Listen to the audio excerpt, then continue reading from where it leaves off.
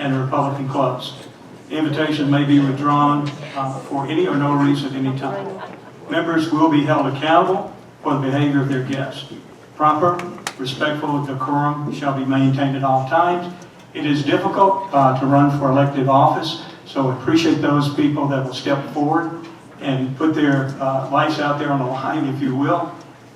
Attendants will not react openly in a positive or a negative manner to any comment or responses made by the candidates, and hold your applause until the scheduled 5-minute break, which will be about 30 minutes into the forum and at the conclusion of the forum.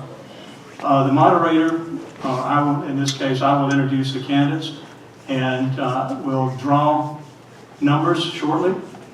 After the introductions, the moderator will refer to the candidates by their title, Mr. or in the case of Mrs.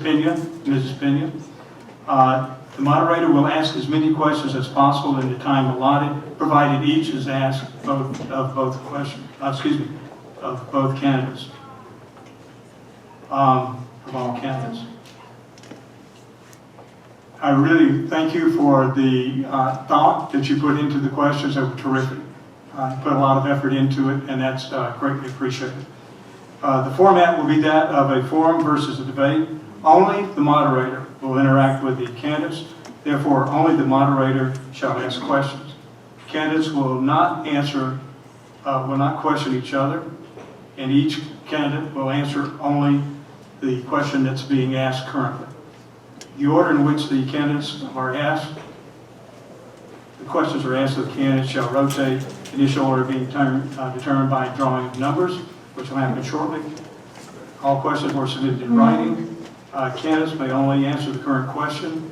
Candidates will have an opportunity to make a 2-minute opening statement. Times will be strictly enforced and monitored by Cheryl Ramona there. Each candidate shall have 2 minutes to make their opening statement. Each candidate shall have 1 minute and 30 seconds to answer the questions.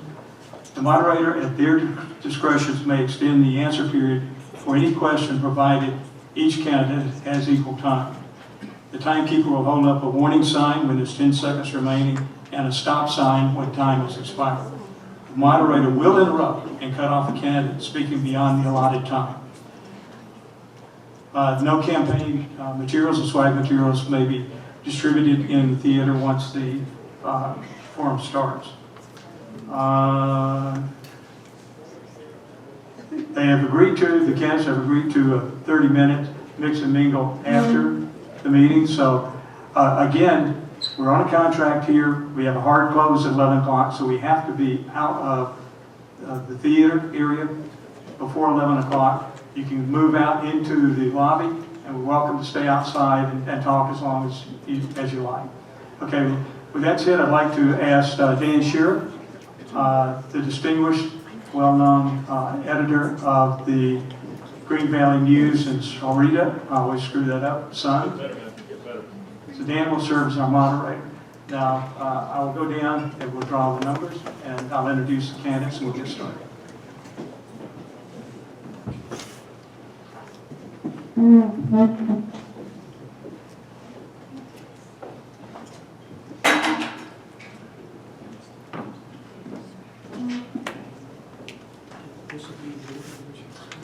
Well, while he's doing that, he said I could make any remarks I want, so. It was 51 miles to get up here. So I just want you to know that, yeah. What's worse than having to wear a coat and tie on a Saturday morning and a mask? Yeah. But if you haven't read our website, last night I was talking to our mayor, and Sawanita, that's how you say it, has decided that Pima County has overreached and is going to stick with what the state has decided in the CDC guidelines. So I know a few others have done that also. Sierra Vista, Marana. Okay, I need to know who's number one. You know, Drew. Okay. And who else? Number two. Okay. And, okay. And Vic asked for the questions ahead of time, and I told him no. I would like to say I'm kidding, but I'm not. But he was joking. Okay, you want to have him come on over? You're going to introduce him. Okay, are you in order? Okay. This is Mrs. Rhonda Pima. Rhonda, if you'll come on over and sit first seat. Number 2 is, okay, Steve Spain, Mr. Steve Spain. Number 3, it's Williams. I'm sorry, look at the, Bill Beard's 3, Vince Williams is 4. Okay? So,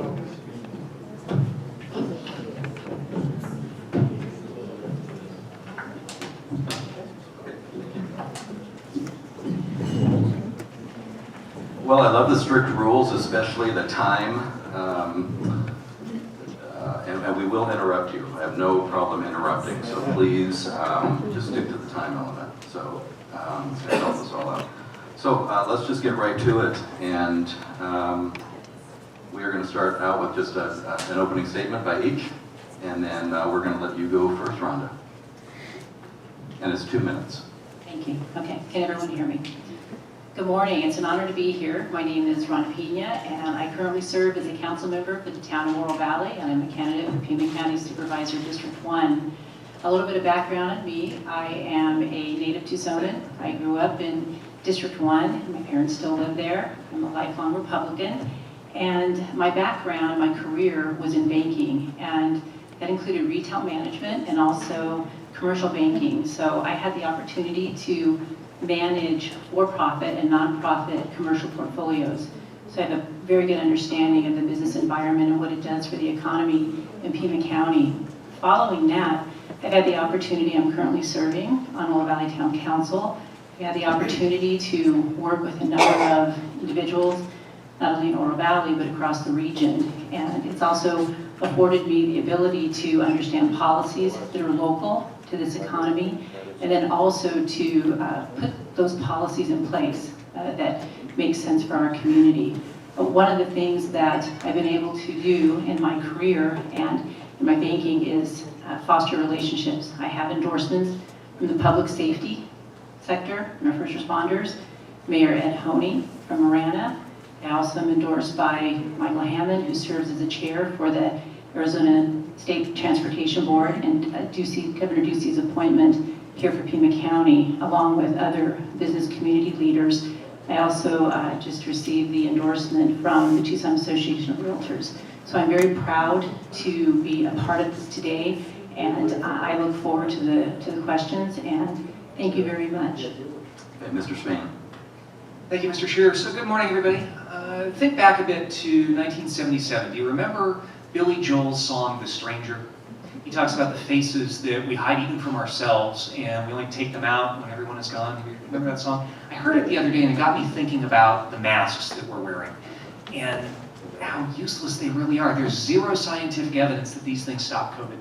There is mounting scientific evidence that they are actually unhealthy when you wear them. And yet we've got all this legislation now, all these new acts that are requiring us to wear these things when the science doesn't back it up. I'm sorry, I respectfully decline to wear the silly thing. These homemade masks don't work. My name is Steve Spain. I'm proudly a conservative grassroots Republican candidate for Pima County Supervisor here in District 1. Many of you will recognize my name from the pages of the Arizona Daily Independent. Some of you remember me as the official IT guy at the James T. Harris Show. So my conservative record is out there and available for everybody to check, and I encourage you to do so. I just have to deviate from what the rest of my comments were. What Tucsonan hasn't ever wanted to take the stage at the Gaslight? What an honor this is. So thank you for allowing that to happen. Again, I am an IT guy. Technology is my core, but the hallmark of my career has been delivering value. I spent 15 years with Starwood Hotels and Marriott after Marriott bought us, and literally saved my employer tens of millions of dollars by streamlining processes. That's delivering value. That's what I did for my former employer. That's what I do for my clients now. That's what I offer all of Pima County, not just District 1, is that value. That's what I will bring as your next supervisor. So again, I am the grassroots candidate in this race. I hope by the end of today, you also will wish to vote Steve Spain. I thank you very, very much for the time and the opportunity. Mr. Shearer, thank you for being here. Thank you to my competitors and colleagues. Thanks to you. Enjoy the forum. Thank you. Mr. Beard. Good morning. My name is Bill Beard. I am a candidate for the District 1 for Pima County Board of Supervisors. I got interested in this race for one simple reason. My great-grandfather came out here to southern Arizona to do some mining down in Bisbee and in northern Sonora. He did that back in the 1890s. It was a long time ago. It was a long time ago when you actually saw a future, not just for yourselves, but your family. And critically, too many people today don't see a future for themselves or their families. They don't see the opportunities my great-grandfather, my grandfather, even my father's generation saw. In Pima County, we get fundamental, core things wrong. We do not fix the roads. We do not support the sheriff. We have too many crony deals that too few individuals are the beneficiaries of, and all the taxpayers are left holding the bag, and a very large tax bill due. We have some of the highest tax burdens of any county in the Southwest United States. As a candidate, as your supervisor, I will not ever vote to increase your taxes, period. I said I got into this race for one simple reason. It's because I saw a community I dearly love be undermined and destroyed because the priorities of the three vote majority on the current Board of Supervisors spends all its time arguing and talking about things that, okay, great, Donald Trump is the President of the United States. You don't like him. I get that. You don't like who the governor is. I get that. Great. What are you doing to fix the roads in Pima County? I don't see it. I want to be the candidate, the taxpayer watchdog that each and every day focuses on the basics no matter what. My name is Bill Beard. I ask for your vote. I ask for your donations. I ask for your shoe leather, knocking on those doors. I ask you for your dialing fingers. Thank you. Thank you, Mr. Williams. Good morning. You know, we've seen our country go in the last 3 months from prosperity, basic, good times, to a tremendous turn with the COVID crisis, crises overseas, an economic downturn, now rioting. Here locally at home, we're having fires in our mountains. We've also suffered from the rioting and the civil unrest here in Pima County. And we're going to have to deal with upcoming economic crises coming here, and we're going to need to have strong leadership. I'm Vic Williams. I can offer that. I offer that based on my background and my experience. I offer that from the 4 years I served in the Arizona State Legislature. And the tough task that we took on back in 2008, I was voted into the Arizona House of Representatives during our worst economic downturn in the state of Arizona. We cut budgets effectively and efficiently right off back when I took office. We dealt with illegal immigration in the state of Arizona. I've been a business owner for the last 30 years of my life. I started my first company when I was 26 years old. I've had the opportunity to employ people ever since then. I have the opportunity to write the front of checks. And I know what it's like to own and operate small businesses. I've dealt with large organizations. Those backgrounds of me serving in an office in the legislature, also my business background and commitment I have to the community, and things I'll bring to the Pima County Board of Supervisors. We're going to need someone who's going to have a strong and tough voice, someone who will stand up for the taxpayers of Southern Arizona. And with that, I'm asking for your vote, because I can bring that to the Pima County Board. Thank you very much. Okay, thank you all. We're going to start with you, Mr. Spain. I'm sure you were all paying attention to what was happening with the Board of Supervisors yesterday and their vote. You've kind of already answered the first question, but it's timely. You think we should be all wearing masks? We've seen a bit of scientific evidence that folks who wear these homemade masks suffer with hypoxia, and anybody who's wearing one now probably is feeling that to some degree. We have seen a study from several years ago that these homemade masks actually do not intercept virus particles.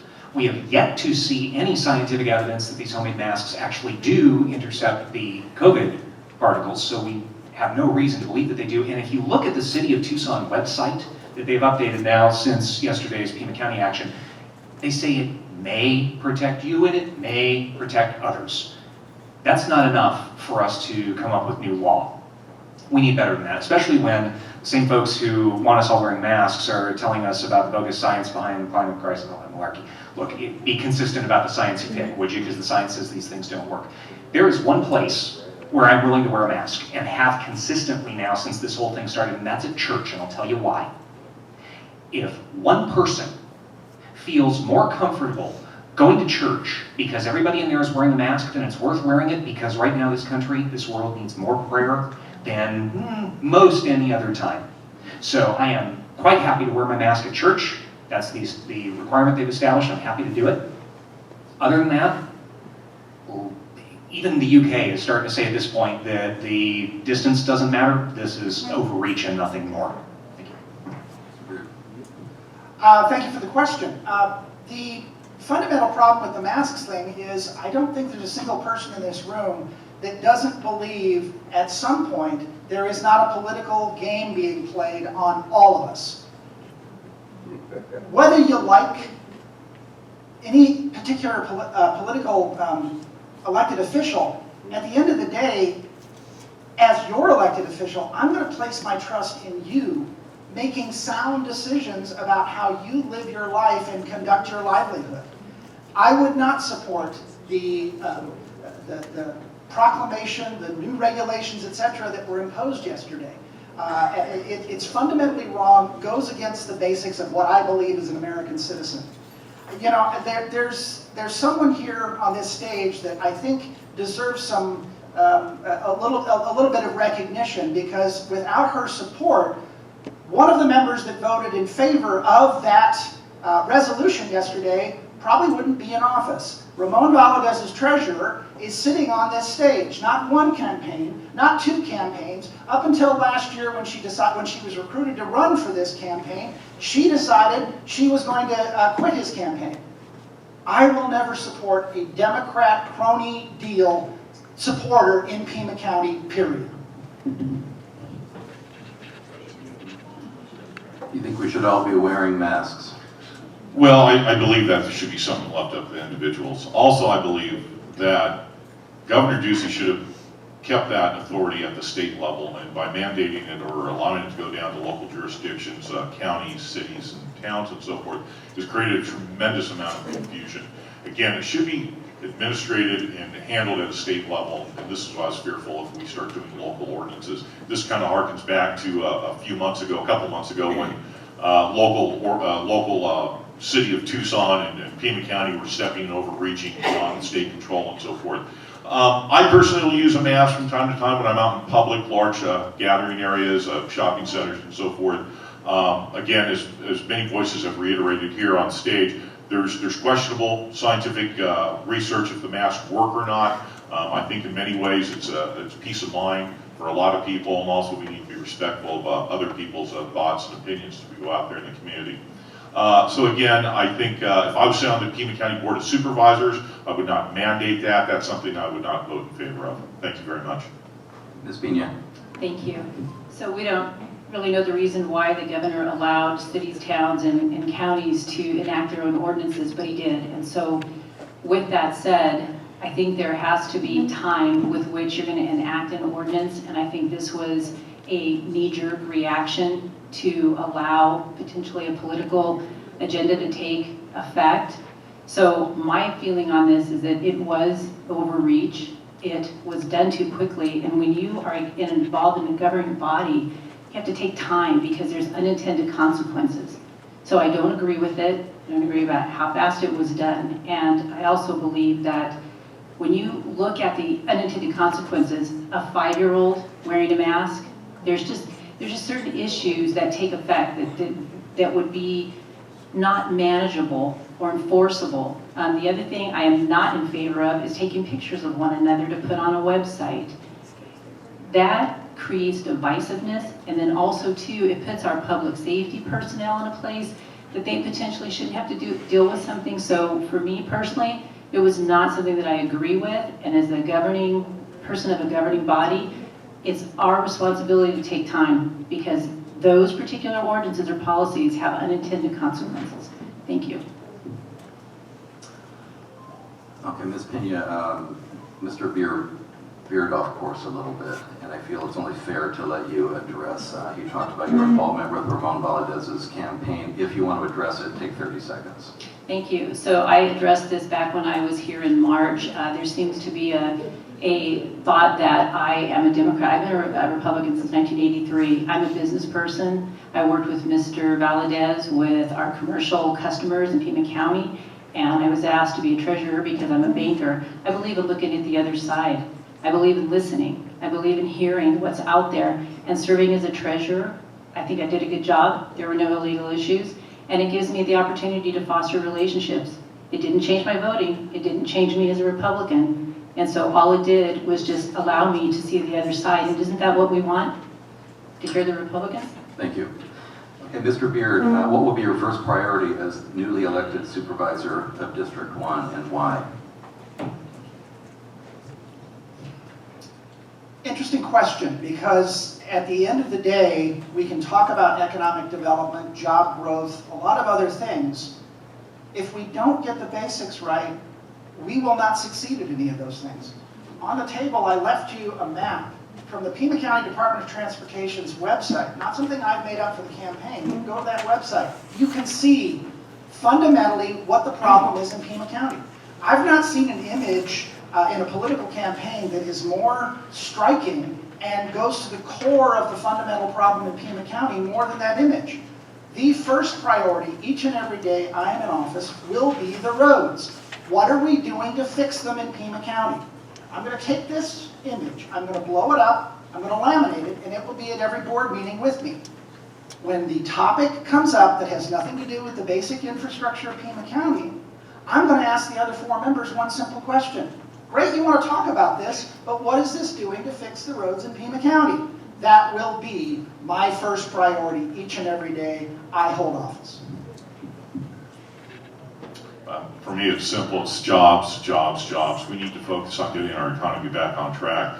We've been devastated. There's thousands, if not tens of thousands, of small business owners here in southern Arizona that are absolutely sitting on the fringe of the parapet of going out of business. And we need to make sure that our economy gets back on track. We do that by economic development here, regionally, locally, working also with state elements, federal elements as we push through this this tough economic time. We'll see if we go into recession. Secondly, we start to work towards our infrastructure. Infrastructure including roads, wastewater treatment. We have to have infrastructure that invites the business community to come here to southern Arizona. We've been unfriendly that way. And third is to work on the corruption and the cronyism that we have in southern Arizona. And it's long stated. Guys like Ramon Valadez and prior county supervisors, there's cronyism here, and a favored few get contracts in this region. Only a handful of people are able to prosper economically. It's a closed system. We need to work on that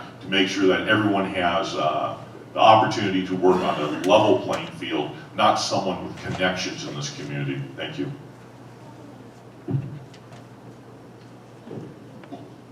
Yeah, the question is, what would be your first priority as newly elected supervisor of District 1 and why? So my first priority, and I think it's evident from some of the comments that are made, is there's a lot of divisiveness. And one thing that I know, because I have the experience of being on local government, is that one person does not go in and tell others what to do. You have to be able to listen.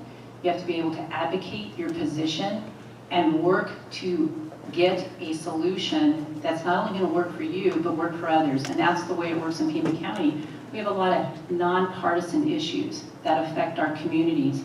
And so my priority, number one, is to go in and to try and have a voice, have a respectful voice, and still get things done.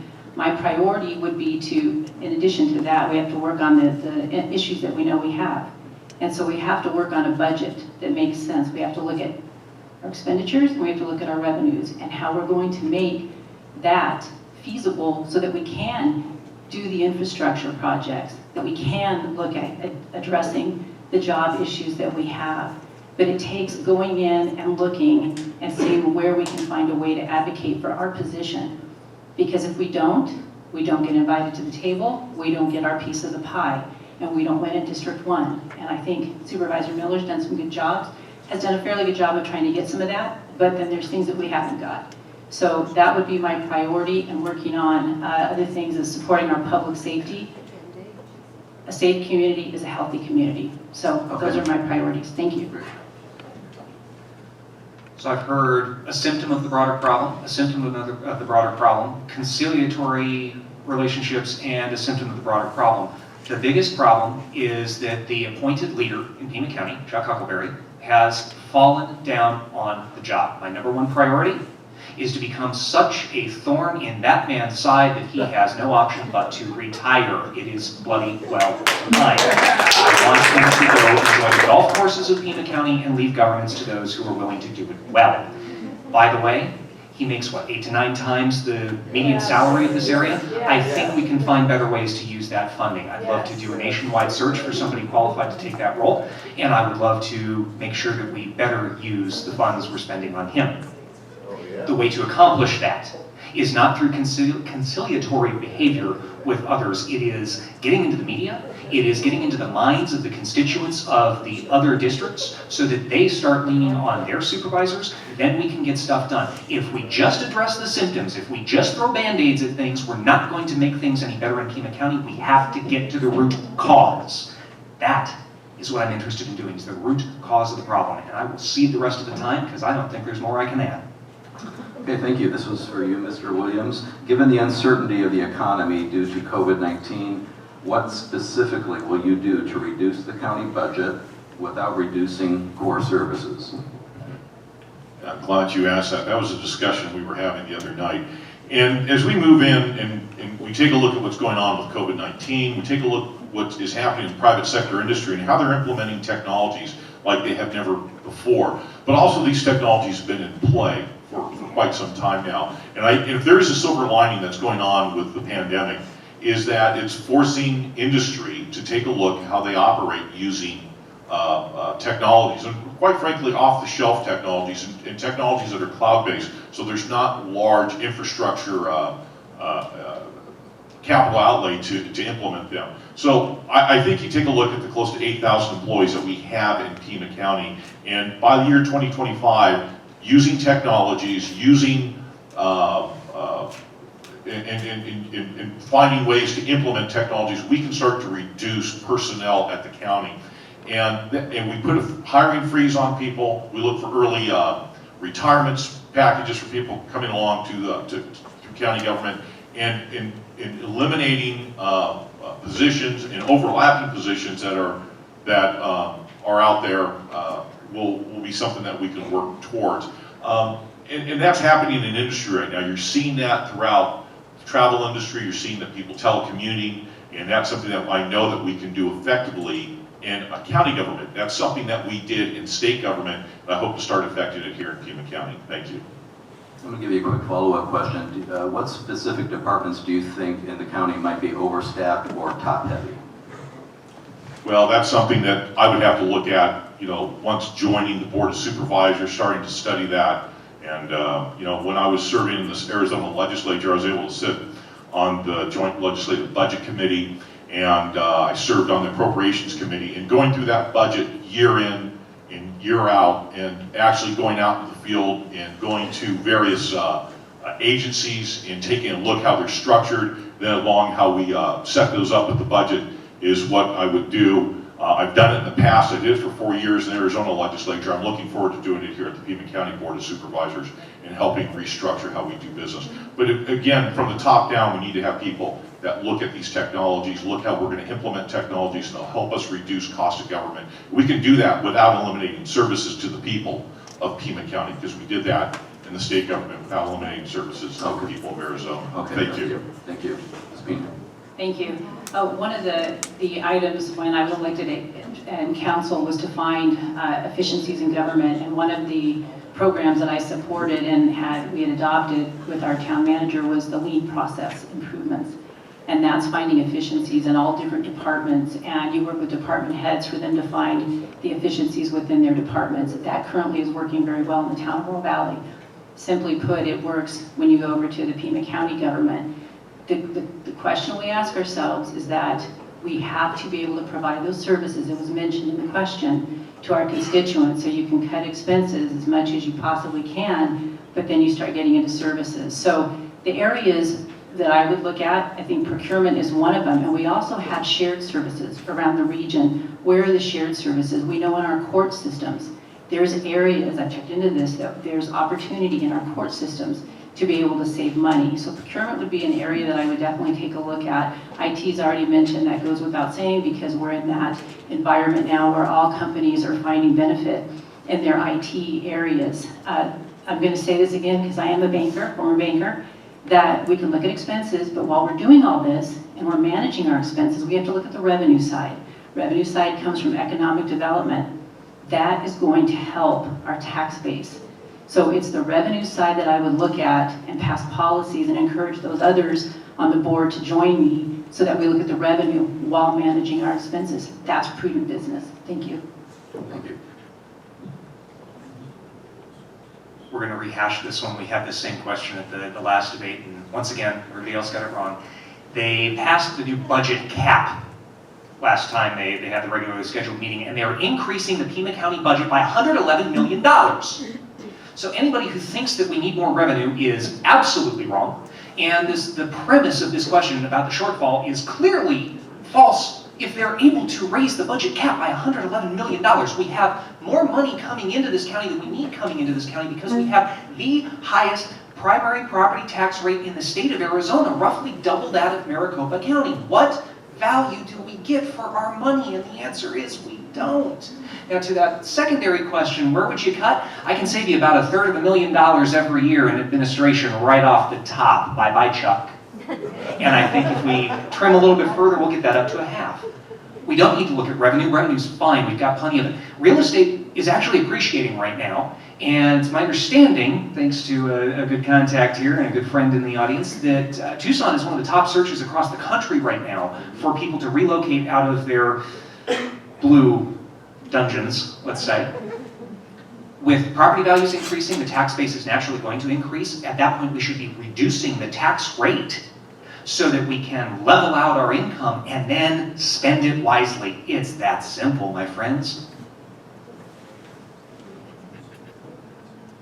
Uncertain times, increased revenues coming into Pima County, I would say there's a disconnect. And it's a disconnect that all of us should be familiar with.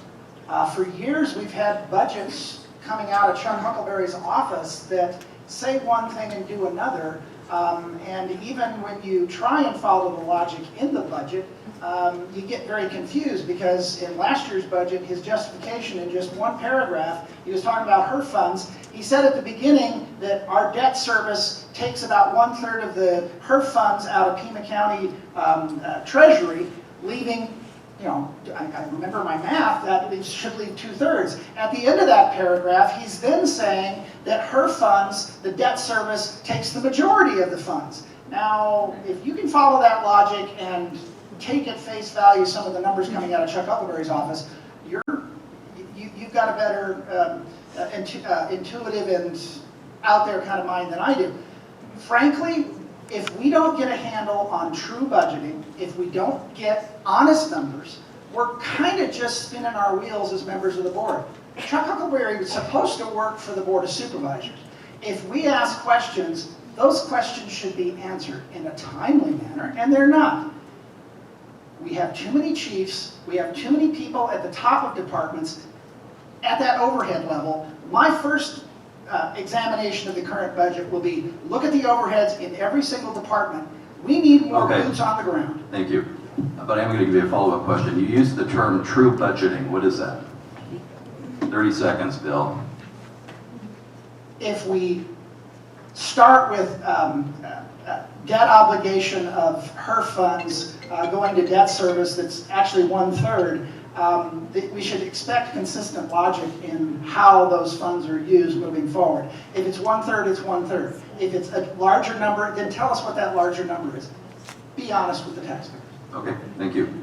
Ms. Pina, this is for you. There are calls nationwide to possibly reduce and reallocate budgets for law enforcement into social services. Is that something you'd consider for the Pima County Sheriff's Department? Thank you. So it's, I've been endorsed by our public safety community, and it's very near and dear to me, and I understand what it means to give them resources through a budget. I would not defund our Pima County Sheriff's Department whatsoever. If anything, I know that, and I said it before, a safe community is a healthy community. We should give them more resources. And once again, I'm going to get back to you need to do more revenue to get to those services to improve them. It's not about, do we want this level of service? Do we want this level of service from our Pima County Sheriff's Department? I believe that we need to support them as much as possible, and I would advocate that we do not defund them. I've done some research because I work very closely with the Oro Valley Police Department. They are stretched with having mental health issues when they make calls. It is an issue. Opioids, mental health, domestic violence, all those issues they have to take care of. So could there be a situation where, you know, we could use social workers? Possibly, but they become very volatile calls. That's why you need the public, the police department to be involved. I will add, they are already doing training, and as a Pima County supervisor, I will advocate for resources for them to get additional training so they can deal with this. So no defunding, add more resources for Pima County Sheriff's Department. Okay, thank you. I am deeply grateful to the men and women who put their lives on the line, who deserve to return home safely at the end of every shift. Yeah, there are one or two bad eggs out there. I'm not talking about them. I'm talking about the men and women in Pima County who do phenomenal work for each of us every day.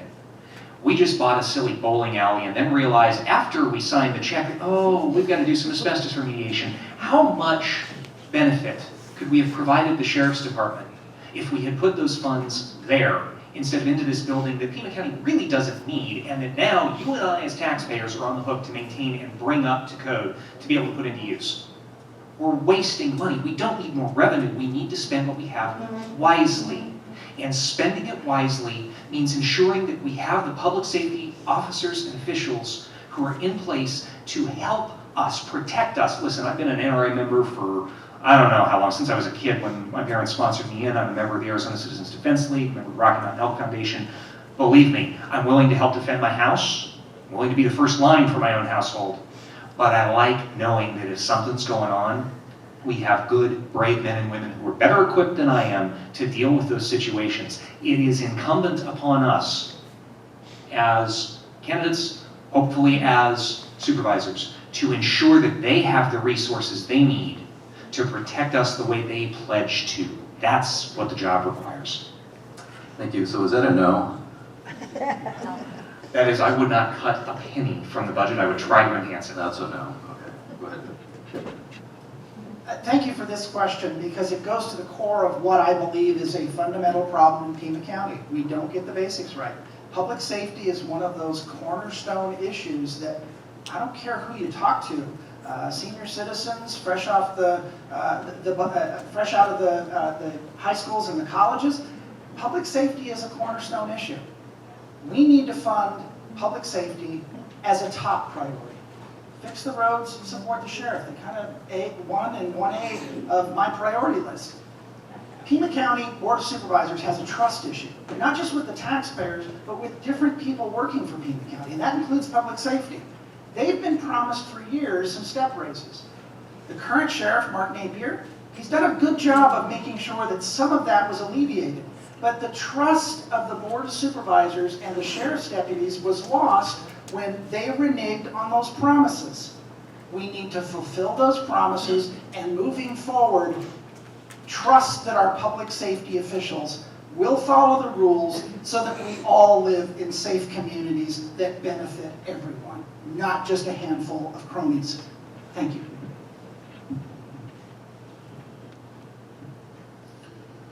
Folks, you need to ensure that we have a conservative on the Board of Supervisors that will stand up to fully fund our Sheriff's Department. The Pima County Board of Supervisors has already acted in not allowing funding to come into the Sheriff's Department through Stone Garden. We know what their intentions are, we know what their priorities are, and it's not to fully fund our Sheriff's Department, leaving us in jeopardy, leaving the citizens, leaving our children in jeopardy here in Pima County. So I, as a conservative Republican, as a business owner, as a strong voice, will always stand in support of fully funding our sheriff's department. I will always stand in support of law and order in Pima County. Thank you. Thank you. Mr. Spain, we're going to start with you on this one. Now that it's clear the Chinese government is supporting Mark Kelly and Worldview, that's the balloon company, with millions of dollars, what lessons can Pima County take from the Worldview deal and the county's commitment of about $20 million to that project? I'm going to ramp that up just ever so slightly because at the moment it's not just Pima County. The Tabor, whatever his name is, and the other gal that co-founded Worldview have just popped up this past week in Florida with a new balloon launch pad. So it's now on the line for somebody else in the country that they've got to figure out. These folks don't come in with a good plan, and yet we funnel money to them. We did not have, I'm going to rephrase that because this wasn't us, this was not properly represented. The county had no assurances that they were even going to get FAA clearance to launch that stupid balloon. They didn't have a proper business plan coming in, but boy, if you see the write-up that came out about them this past week, they are business geniuses, and it's malarkey. The key is for the county to do its due diligence, but not for these kinds of deals. We should have done our due diligence when we bought that stinking bowling alley with the asbestos, right? We didn't. But that was another crony deal. The lesson is, govern less. Government governs least, best that governs least. I can get through that sentence. Government governs best that governs least. Why the heck are we picking winners and losers? It is absolutely not the responsibility, the duty of, the obligation of Pima County to do that kind of work. The stated purpose of government in the Arizona Constitution, I learned this one the hard way at a meeting a few months ago, is to protect and maintain individual rights. And there's not a bloody thing I see in putting up a balloon that does that.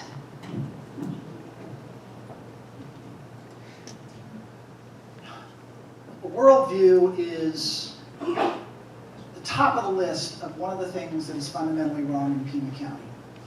I talk about crony deals and corruption in my campaign message. Worldview, the folks that keep going on and on about restoring the old county courthouse. You've got issues with the bowling alley. There's a long list of things that you may not know all the minutiae, you may not know all of the microscopic details of it, but at the core of it, you look at it and you go, this is wrong. There's a handful of people that are going to benefit from this particular deal that Pima County seems to specialize in. I, for one, as your supervisor, I'm going to spend my time actually looking and going into those details, and if I've got to go out and get some outside help to assist me in making sure that those crony deals are not passed and the 3-vote majority that currently exists are fought every single step of the way, that's what needs to happen. Because as your supervisor, you need someone that's watching out for every dime that's spent. And deals that benefit just a handful of people will never be something that I will support or vote for. What can the county learn from Worldview? It's a great question. We need to make sure that we have a fair playing field for all people who want to endeavor in Pima County. And I, as your supervisor, Vic Williams, will make sure that we don't have cronyism in this community, that we have a fair and equitable place for all people to come to Southern Arizona, open businesses, and become job creators, help develop our economic prosperity and our way of life in Southern Arizona. I'll work diligently and tirelessly to point out the corruption that's going on. Now, obviously, with a 3-2 minority, or should I say we're going to sit in the minority as a Republican, as a conservative Republican, I'll be sitting in the minority. So I can't do it from the dais with a vote, but I can do it in the community, speaking in the community, going throughout Southern Arizona, throughout Pima County, and shining the light on the people that are involved in this corruption in our community, and make sure that the average citizen knows what is going on. And as people become more aware in what is happening in the favored few that have opportunities to succeed here, we will bring a movement forward to start making sure that the other elected officials on the Board of Supervisors stand in charge and create an equitable, fair workplace or economic development region in Southern Arizona. Thank you. Thank you. We don't necessarily know what we've learned yet. I don't know that the metrics that were required when this project was done, if those are in, but did they meet their metrics? So that would be one thing we would need to know. The responsibility of government in a lot of ways is economic development. And in order for Pima County to succeed, we need to be able to bring in jobs, bring in different companies that will be a diverse sector for us to really survive and sustain. So the government, there's a reason why they have incentives. Oro Valley does it, Marana does it. It's a function of government. The question we have to ask ourselves is, are the incentives right? Do they make sense? And what will they do and bring to our economy long term? So we do need to promote business, but it's how it's done. So the learning comes from the metrics. Have they met those metrics? And how do we move forward and do things differently if we have the opportunity? We are going to have to depend on the private sector to help move Pima County forward with all of these issues that have been discussed today. So it's how we do it fairly, and we do it reasonably, and that it's going to make sense long term. This isn't a short-term gain with economic development. So I think those are some learning curves that we can come out with this. Was it good or bad? We don't know that yet till we get the metrics, unless they're already out there. But we do know what we can work with and what we should work with. Thank you. Very good. Hey, Bill, you had mentioned a 5-minute break. Do we want to just press on? If it's agreeable. Everyone okay with that? Good to keep going. Yep, okay, let's just do it. Okay, Mr. Beard, you get this question. On February 4th, in a 3-2 party line vote, the Pima County Board of Supervisors rejected a $1.8 million Operation Stone Garden grant from the Department of Homeland Security. How do you feel about that? And if a Stone Garden grant were offered to Pima County in the future, would you vote to accept it, and why? I would have voted to support Stone Garden back in February. I would continue to support Stone Garden moving forward. The sheriff is an elected official in Pima County. And last time I checked, the voters have a lot more say on who that person is, what policies they follow, than I, as a sitting member of the Board of Supervisors, will ever hope to have. One of the fundamental problems in Pima County is you've got some people down there in the Board of Supervisors currently that want to micromanage our sheriff. Whether it's Stone Garden funding or other things, I'm sorry, that's a separate elected official, and while we're responsible for budgets overall in Pima County, I'm not going to micromanage what the sheriff does or doesn't do. My job is to support the taxpayers and make sure that those tax dollars go to those basics that everybody in Pima County wants and needs to have happen so they have a safe and healthy community. I will support the sheriff, and I will support Operation Stone Garden funding moving forward.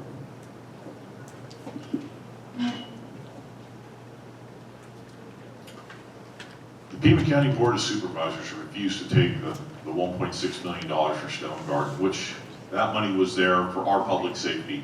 It was to deal with illegal immigration interdiction over the border, also drug trafficking coming in from our southern border.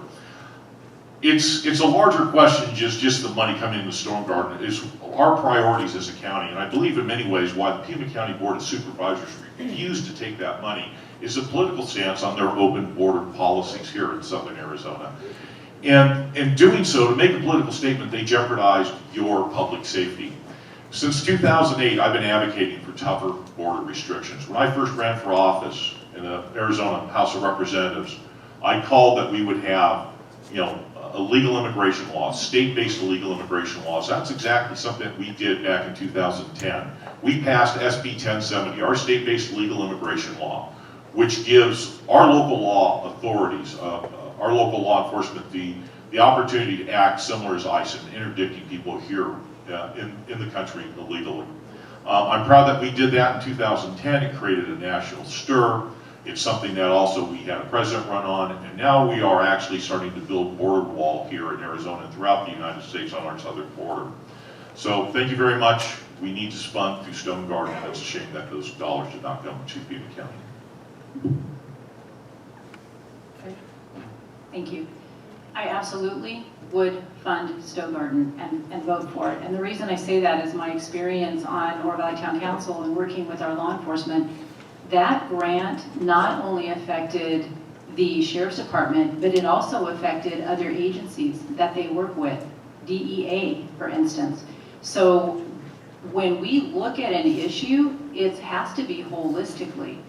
And that's the bottom line when it comes to public safety. It's not just about one small sector. It affects the public good. And I have said it time and time again, public safety is not a partisan issue. It was made, I believe, to be a partisan issue for some of the things that were covered here with the previous candidates. But the bottom line is, it's not a partisan issue. And when we look at law enforcement regionally, they interact. Their departments, and we as residents, we don't know half the stuff that goes on with how they do their interactions, but they do. And so that funding is critical to the whole region and not just one specific area. So I think when we're looking at funding our public safety, we have to do the homework and understand what it means to our community and messaging that accordingly. So I would definitely support the grant funding, absolutely. Mr. Shearer, it sounded like there were a couple of parts. May I ask you to repeat? Sure. On February 4th, in a 3-2 party line vote, the Pima County Board of Supervisors rejected a $1.8 million Operation Stone Garden grant from the Department of Homeland Security. How do you feel about that? And if a grant were offered to Pima County in the future, would you accept it and why? All right, so kind of three parts to that. How I feel about it, I was disgusted. I was there at that meeting watching the process. Sheriff Napier got up and presented a brilliant, cogent, concise, clear argument for why it would benefit both the department and public safety throughout Pima County. So I'm very disappointed in the way they handled it because he made a brilliant argument and it really is necessary. By the way, it's a grant that Pima County has accepted in the past, but all of a sudden, it's now this racist boogeyman. What the heck changed? I can't quite figure. That's how I feel about it. Would I support it in the future? Absolutely I would. It's a need.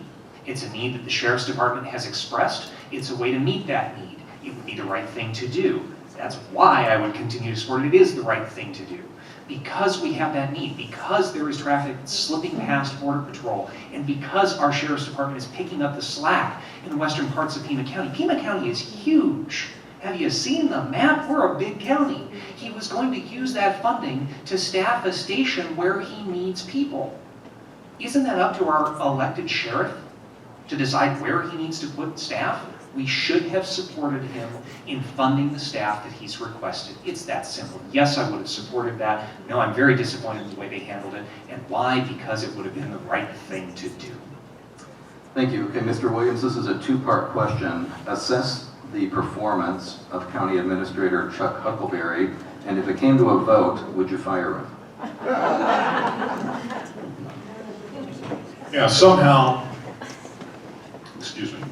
somehow our county administrator now runs Pima County and controls the other 3 Democratic members of the Board of Supervisors, and he's looking to control the 4th member coming up here shortly. We have a county supervisor that has hypocrisy over our county, and it's something that's unacceptable.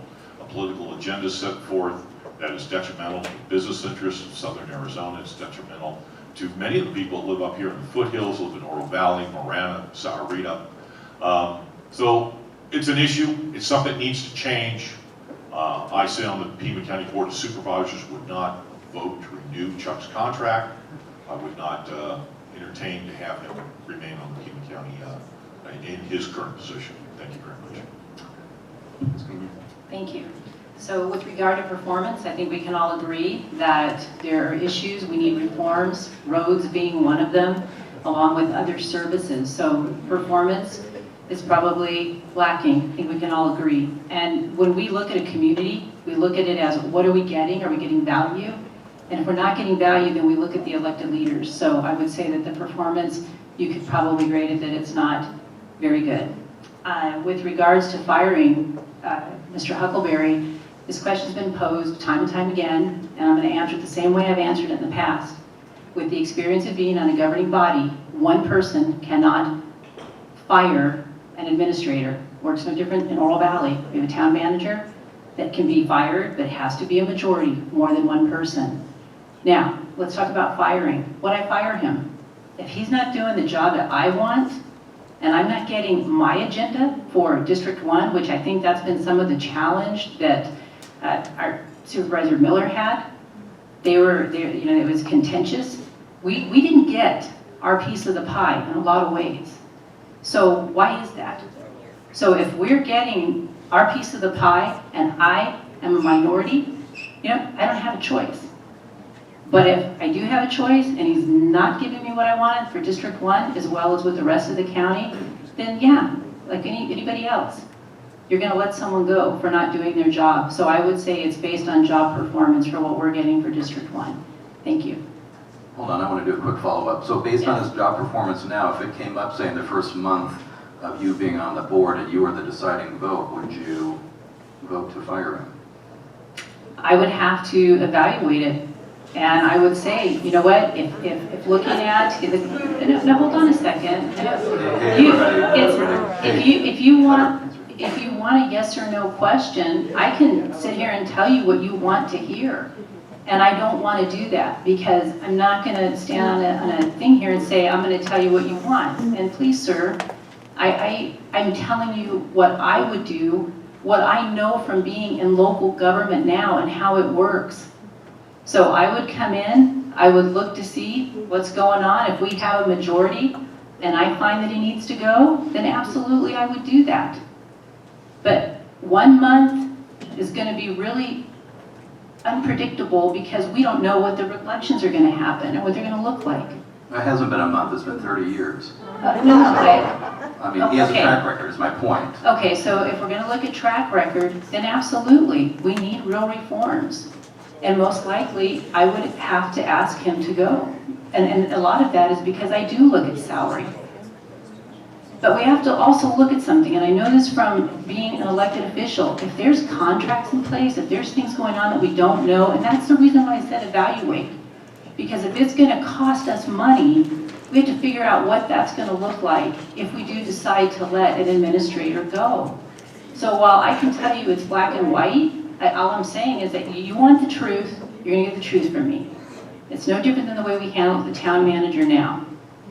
So if I'm unhappy with her, I have to see that there's a majority that can make it happen. But to answer your question, based on the history, I've said we've needed reforms. I definitely would look at that, and if there's no issues, I definitely think it's time for him to go, and we need to look at a change. Okay. Absolutely. I appreciate that. Thank you. Oh, boy. I will not equivocate. I will not stutter. I shouldn't do what I'm about to do because I'm invoking somebody far better than me, but Chuck Huckleberry, you're fired. 30 years. I have in my possession at home a letter he sent to my grandparents. By the way, Dan, I grew up in Green Valley. Take that one for an odd one. Letter he sent to my grandparents down in Green Valley in 1991, signed Chuck Huckleberry. But this guy has been around way too long. We've seen the performance. I have been evaluating his job in the ADI, the Arizona Daily Independent. If you're not reading that, you need to be going to ArizonaDailyIndependent.com on a daily basis. I've been evaluating his job for the past 7 or 8 years. I refer to it as the Huckleberry waste machine with good, bloody reason. If we don't get the majority, when I am supervisor, I can promise you I will be such a big thorn in his side. I will drive him to voluntary retirement. And as a second prong, I will happily get in front of cameras. I mean, obviously, I'm a little bit prone to stage fright, right? You can tell. I will get in front of the cameras. I will start leaning on the constituency of the other districts, especially District 3. Sharon Bronson is rather weak in her seat. Lean on them to lean on their supervisors to build the consensus, to send him off to the golf course and get in somebody at reasonable pay who's qualified to do a better job. Plain and simple. Folks, you've heard it here yourself. You've just heard from someone who will be Chuck's fourth vote. It's that simple. Chuck Huckleberry, the cronies that have been in charge of Pima County for the last several decades, have cost the taxpayers millions of dollars. It's enough. It's past enough. Look at Chuck Huckleberry's contract. Many pages in it with a lot of different language in there. You can boil Chuck Huckleberry's contract down to one simple sentence. Chuck Huckleberry, can you count to 3? I'm not the author of this. I've heard it from a number of different individuals over the years. But Chuck Huckleberry has one job. Count to 3, and then he can do whatever he damn well pleases without restriction. If a judge tells him to stop, he will persist until he is forcibly stopped. You must have someone sitting on that board that calls him out on his BS every single day. The taxpayers demand a watchdog. I will be that watchdog. Chuck Huckleberry needs to go. Okay, thank you. I wish we had more time. We could go another hour, but I think we got to start winding it up as we have closing. One more question? Good, because I have one I really want to get to. So we'll start with you, Ms. Pena. County roads are generally in poor shape. Several plans to fix them have fallen short, including bonds and a tax hike. The most recent fix, called PayGo, has now been delayed a year because of the virus, but it is still in play. What is your plan to fix county roads? First of all, the PayGo plan had some challenges with it. And then I'm going to go back to my career when you structured debt. So the PayGo, as it stands, part of that money was going to come out of the general fund. And as we've now seen in this budget, because of the pandemic, the monies are not there. They have to be shared because there's other needs. So my recommendation would be to support the reauthorization of the RTA, the Regional Transportation Authority. I believe that in that process, because it's a voter-vetted, voter-approved plan. And it's also an equitable plan because generally most of the people that use the roads have to pay for them, unlike property taxpayers, such as myself, that have to pay for the roads. So as it stands now, property taxpayers, because the funds come out of the general fund, we are paying for those roads. So I don't agree with the way that it was structured. We have to structure long-term assets with the type of debt that makes sense. But that doesn't mean the tax rates have to go up. That's what I was talking about, the revenue side and economic development. It's all a moving wheel of making a budget work. So I would support the reauthorization of the RTA plan. I would also support, without increasing taxes, a mechanism for funding, because right now money is cheap, it's at inflationary rates, and we should be using and matching the debt to the asset. So, thank you. Mr. Spain. All right, I'm going to try for a joke, and I hope everybody in here gets it. You know who my hero is? Jack Benny. That's how cheap I am. No, absolutely not. We don't need to be issuing new debt. The county was slated, and yes, because of COVID, this is going to change a bit, but the county was slated to receive $106 million in HERF funds this year alone, and then was going to take about 2/3 of that per its budget and throw it away. That's mismanagement of the funds. PayGo, and I'm glad that it's deferred, I'd like to see it die, because by the way, PayGo is a new tax. The way PayGo works is to increase the primary tax rate while the secondary rate is coming down. The secondary decreases a little bit more than the primary increases, so it looks like we're getting money back, but the reality is it is a new tax. I will not support any new tax. Period, end of sentence. PayGo, over 5 years, would have budgeted, there's no teeth in this, by the way, it's just a budget, budgeted less than 1 year's worth of HERF funds for the roads, and there were other projects in PayGo. It's not this silver bullet. It's not going to fix the roads. What will fix the roads is spending wisely what we receive towards the roads. And that $106 million that we were supposed to get this year, that's just HERF. That's not vehicle license tax. That's not other forms of funding. We have more than enough coming in to do the maintenance that is our duty. We just have to follow through responsibly. Thank you for this question, because it goes to the heart of what is the issue in Pima County. Trust. The Pima County Board of Supervisors, at least the Democrat majority, lost the trust of the taxpayers a long time ago. For years, they would issue bonds, they would tell taxpayers, we're going to do X, Y, and Z. They then go about doing the other 23 letters in the alphabet first, and if they run out of the money there, they come back to you a second, a third, a fourth time, asking for money to do what they should have done in the first place. The last two bond proposals out of Pima County Board of Supervisors were turned down overwhelmingly by the taxpayers because they do not trust the Board of Supervisors to do what they say they're going to do. Until we reestablish that trust, the RTA, any funding mechanisms you want to dream up, will not pass the smell test with the voters. They're not going to fall for it one more time, Chuck. It's that simple. Until we reestablish the trust, my plan is reprioritize the basics in the budget. That includes taking additional funds out of the general fund and putting it into road repairs to prove to the taxpayers we as the Board of Supervisors will follow through on our promises. I'll refer again to this map. Until the red and the orange disappear, all other priorities are secondary. Repeat the question, please. County roads are generally in poor shape and several plans to fix them have fallen short, including bonds and a tax hike. The most recent fix, called PAYGO, has now been delayed a year because of the coronavirus, but it's still in play. What is your plan to fix county roads? I think you see this throughout our country, Arizona and even Pima County here, where the credibility of government has been lost and shot with the average voter because they squander the monies that are set for road development, road preservation, maintenance, and repair. And this has gone on here in Pima County at a rate much more abhorrent than elsewhere in the state of Arizona.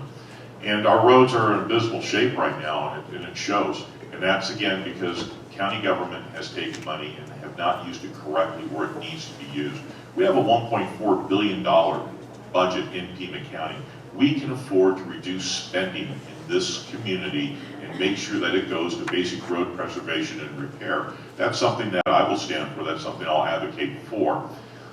So PAYGO, as it is right now, it's fine, but what we really need to be looking at doing, especially as we come in a time of economic crisis, is we have a reduction in our economy and a reduction in revenues that are going to happen because of the slowdown, because of the forced shutdown of our economy, of our government, is to look to trim budgets and then also make sure that we use our tax dollars wisely in spending our road infrastructure. And that's something that hasn't been done for generations here in southern Arizona.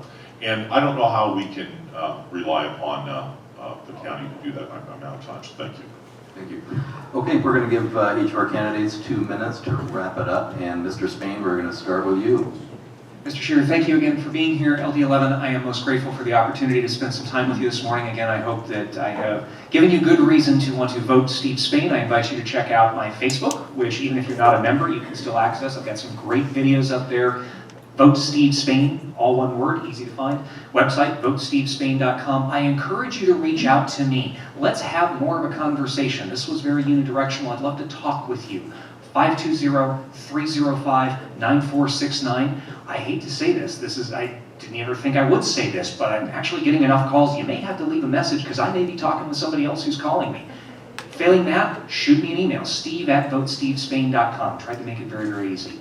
Look, I've heard the establishment answers out of every other mouth on this stage today. I am the single grassroots candidate in this campaign, and there's a reason for that. I sat down with Allie Miller at the end of last year, beginning of this year. She looked at me and said, Steve, if you're willing to do this, I will endorse you. I take that as a solemn oath to keep up the good work that she has done and to take that to the next level, which, like I said, includes getting in front of the cameras, doing what the Democrats do in this town to make sure that we get a cogent, concise, articulate, conservative message out to a community that is thirsty for it. We have people in those other districts that need to hear what we as strong, passionate conservatives have to say, and I can get that message to them. Let's do that. Let's get them on our side, have them lean on their supervisors, and see if we can't actually make some progress for a change. That's how we're going to win. We do not need another new tax, no matter what guise, no matter how they hide it. We do not need to continue to prop up Chuck Huckleberry in the waste machine that he has promulgated for decades. We can improve the condition in Pima County, invite businesses in, and let them work on their own without picking winners and losers to improve pay to improve property values, to improve the quality of life in Pima County. We just need Pima County to be minimal, to shrink itself, to get out of the way. And I can promise you, if we do that, and I will do that for you, that is the value I will help deliver. If we do that, Pima County will see a better future. Thank you all for this opportunity today. I have been involved in politics for a very long time, and I've got to say, the questions that come out of groups like this are the kind of questions that need to be asked up and down for every candidate running for public office, not just in the primary, but in the general as well. I'm going to repeat it because that's what's necessary. In 3.5 decades of the contracting world experience, I learned that if you do not stay focused on the basics, number one, you won't get paid. Number two, you won't have a job for very long. But more fundamentally, you will not succeed. Pima County does not succeed at pretty much everything it attempts to do. They don't fix the roads. They don't support the sheriff. Too few people benefit from the deals that Pima County continues to pawn off on the taxpayers that ends up with you paying more for a lot less. We have the highest tax burden in the southwestern United States.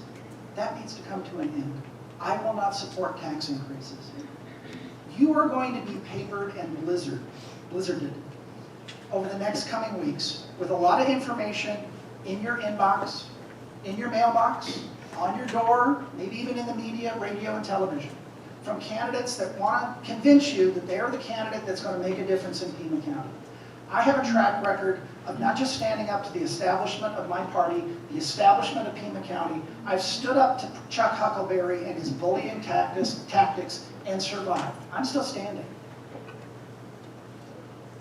You need someone that will be persistent, in some ways stubborn, about sticking to those issues. I made you a promise when I said I was going to stick to asking each of the other members of the board that question about fundamentals. Okay, I ask for your support. thank you. I'm Vic Williams. I'm asking for your support. Please follow me on Twitter, Facebook. Please follow me, follow my campaign. My website is vote4vic.com. That's vote4vic.com. Give me a call. It's on all my campaign literature. My cell phone is on my website, my Facebook page. I love Southern Arizona. I moved here to raise my son 17 years ago. I believe in a vision for our future. I believe that Pima County can do better than what's currently going on. I'll stand and fight for you. I'm a conservative Republican. I'm a conservative business owner, a successful business owner, and I have been for 30 years. I've served you in the state legislature. I've been endorsed by the NRA. I vote pro-life. I've helped cut budgets. I started my first business during a recession. I went to the state legislature during the worst economic downturn in our state's history and fought for you at that time. I'm not afraid to go up and fight these fights. I've done this my entire life. My entire adult life, I've gone out there and I've advocated for people like yourself. I've worked hard and I will continue to work hard for you. Again, visit my website, voteforvic.com. Visit me on Facebook. Visit me on Twitter. Thank you very much. God bless you. God bless America. Thank you. I thank everybody for your time today to be here and listen to all of us. It's very, very important. One of the things that I'm very proud of is that I have a record, and I have a record, a local record, I have a record in business, of working with businesses, understanding what it takes to generate an economy through helping business. I also have a record on council of passing policies for water infrastructure, land use, public safety. It goes on, and that's local. That's working here regionally. And so I've had the opportunity to foster relationships, and make no mistake, I knew that question was coming up about Mr. Huckleberry, and it's noise. It's noise to me because I want to talk about the issues.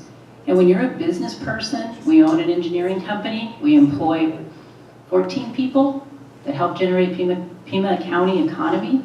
That's noise. I want you to tell me, you've heard me here today, You've not heard me complain about the others. I talked about what I'm going to do, and I've been doing it.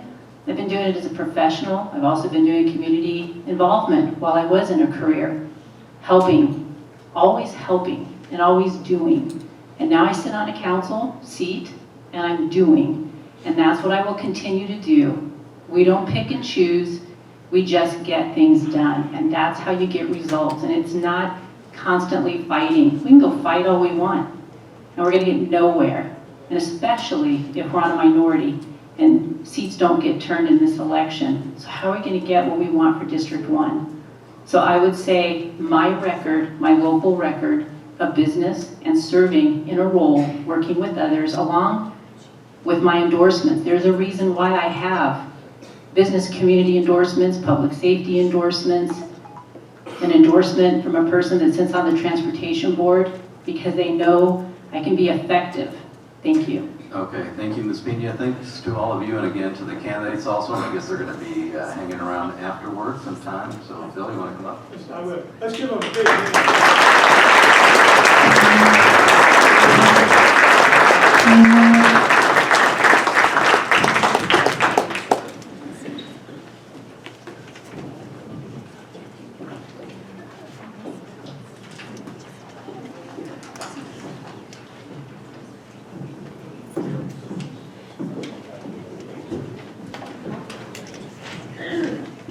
And draw the 50-50.